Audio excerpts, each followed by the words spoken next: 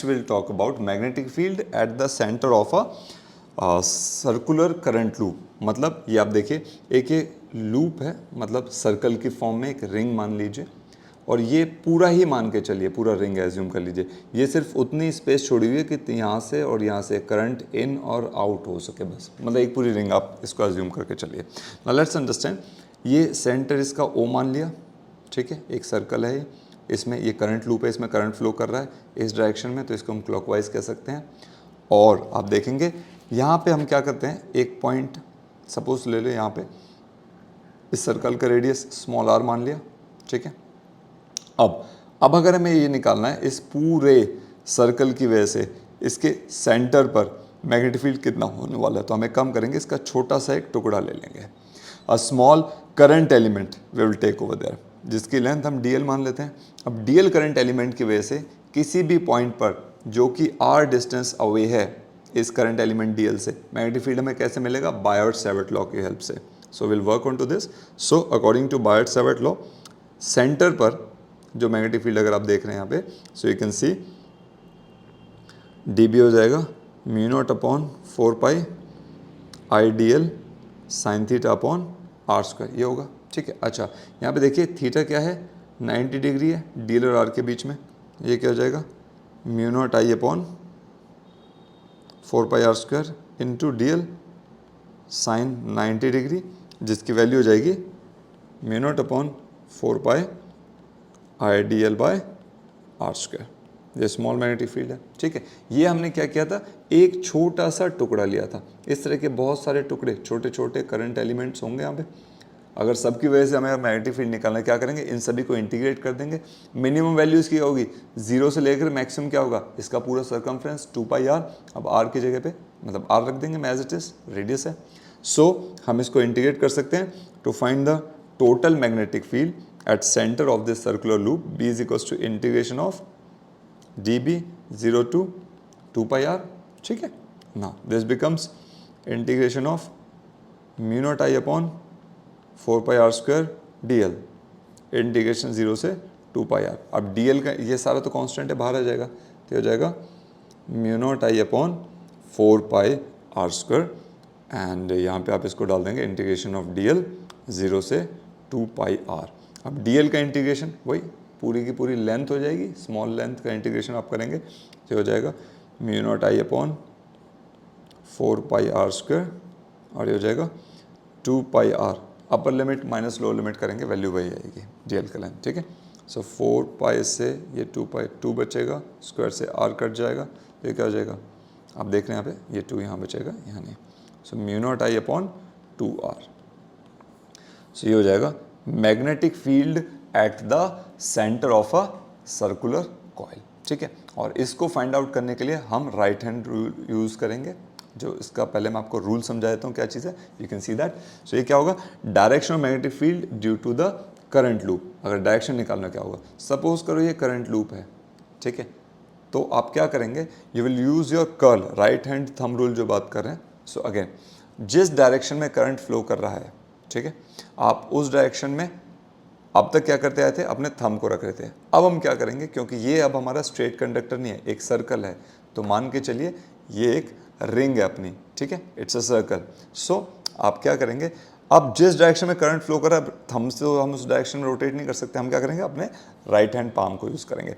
Right hand का जो palm है उसको ऐसे कर्ल कराएंगे, ठीक है। तो जिस डायरेक्शन में, डायरेक्शन मतलब या तो करंट ऐसे जाएगा या ऐसे जाएगा, तो आपको वीडियो में मेरे ख्याल से मुझे ये दिखाई दे रहा है भी, अगर ये करंट ऐसे जा रहा है तो मेरे इसको बोलूँगा ये क्लॉकवाइज है, और अगर ऐसे जा रहा है तो मैं बोलूँगा एंटी क्लॉकवाइज है। सपोज करो ये ऐसे जा रहा है, एंटी क्लॉकवाइज जा रहा है, तो मैं अपने कर्ल दूंगा, फिंगर्स को ऐसे घुमाऊँगा हाथ को, ठीक है, और जहाँ भी मेरा थंब पॉइंट करेगा वो होगा मैग्नेटिक फील्ड का डायरेक्शन। मैं फिंगर्स को घुमाऊंगा उस डायरेक्शन में जिस डायरेक्शन में करंट जा रहा है, फिंगर्स को उस डायरेक्शन में घुमाया जिस डायरेक्शन में करंट जा रहा है, तो थंब जहां पॉइंट करेगा वो मैग्नेटिक फील्ड है। तो अगर इसी को मैं ऐसे रख दूं plane of the paper, right hand की बात कर रहे हैं, प्लेन ऑफ द पेपर, इसको ऐसे रख दूं, तो ये देखिए ये रिंग है, करंट ऐसे जा रहा है इस तरह से, तो मैंने इसको ऐसे किया, तो ये क्या कर रहा है, थंब मेरा अपवर्ड डायरेक्शन में पॉइंट कर रहा है, मतलब क्या हो गया यहाँ पे, magnetic field is perpendicularly outward या perpendicularly away from the plane of the paper, बाहर की तरफ निकलेगा।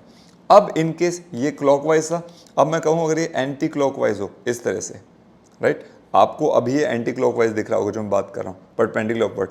अब अगर ये क्लॉकवाइज कर दें, राइट, लाइक दिस, तो क्लॉकवाइज है, तो अब ये वाला फेस हमारा काम नहीं करेगा, क्लॉकवाइज के लिए ऐसे घुमाना पड़ेगा, पॉसिबल नहीं, तो हम इसको घुमा तो ऐसे ही सकते हैं, तो हम क्या करेंगे, ये वाला सरफेस यूज़ करेंगे, पिछले रूल में जो बताया था, तो इसको ऐसे घुमा देंगे हाथ को। Now look at this, current अगर इसमें ऐसे क्लॉकवाइज फ्लो कर रहा हो, राइट, तो ये ऐसे कर्ल चला जाएगा, थंब किधर पॉइंट कर रहा है, डाउनवर्ड डायरेक्शन में। So in this case magnetic field would be perpendicularly inside या इनवर्ड या डाउनवर्ड या टुवर्ड्स या in the plane of the paper आप कहेंगे, ठीक है। ये हम इसके अंदर रूल यूज़ करते हैं। नाउ कमिंग टू दिस, यहाँ पे जो हम बात कर रहे हैं, अब देखिए what are they talking about, right hand thumb rule हो गया। अच्छा, एक और चीज़ में देखिए, आप यहाँ पे देख सकते हैं, ये जो मैंने नॉर्थ और साउथ करके ये जो दो face of loop clock rule बोला हुआ है, इसको थोड़ा समझ लेते हैं, ठीक है।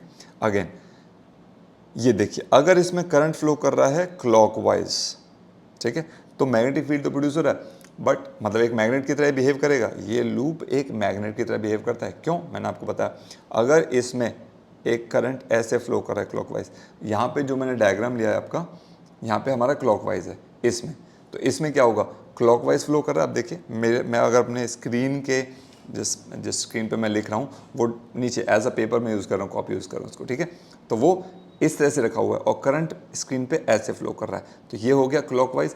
अगर क्लॉकवाइज है तो मैग्नेटिक फील्ड परपेंडिकुलरली डाउनवर्ड। आप देखेंगे मैंने इसीलिए यहाँ पे क्या लगाया हुआ है, क्रॉस लगा, मैंने बताया था क्रॉस क्या होगा, मैग्नेटिक फील्ड परपेंडिकुलरली डाउनवर्ड होगा तो क्रॉस, अपवर्ड होगा तो डॉट पॉइंट यूज़ करेंगे।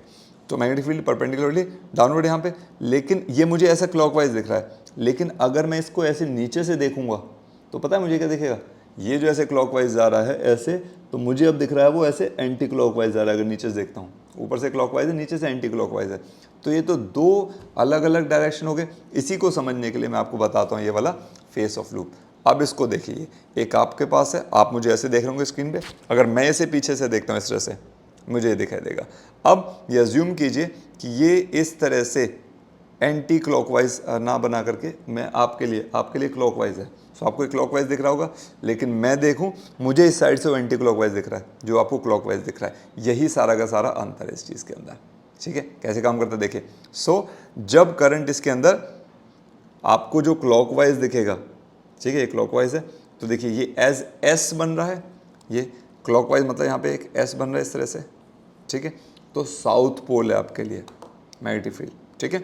अच्छा, और जब मुझे दिख रहा है मुझे एंटी क्लॉकवाइज है, सो एंटी को हम लर्न करेंगे एन से, ज़्यादा तो एन बन रहा है देखिए, तो ये नॉर्थ पोल, तो आपको जो साउथ पोल दिख रहा है मुझे वो नॉर्थ पोल।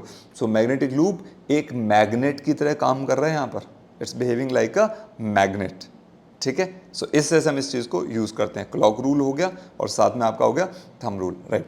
जैसे ये वाला डायग्राम अभी आप जो यहाँ पे देख रहे हैं स्क्रीन पे, ये देखिए इसमें इस तरह से फ्लो कर रहा है, हम दोनों के लिए क्या है, ये एंटी क्लॉकवाइज है, तो करंट ऐसे फ्लो कर रहा है, राइट, एंटी क्लॉकवाइज डायरेक्शन में, तो थंब अपवर्ड है, तो इस डायरेक्शन में ये जो आप यहाँ पे देख रहे हैं, ये जो डायग्राम है इसमें डायरेक्शन क्या होगा, आप देखेंगे मैंने लिखा हुआ है magnetic field is perpendicularly upward over there. I hope ये क्लियर हुआ होगा।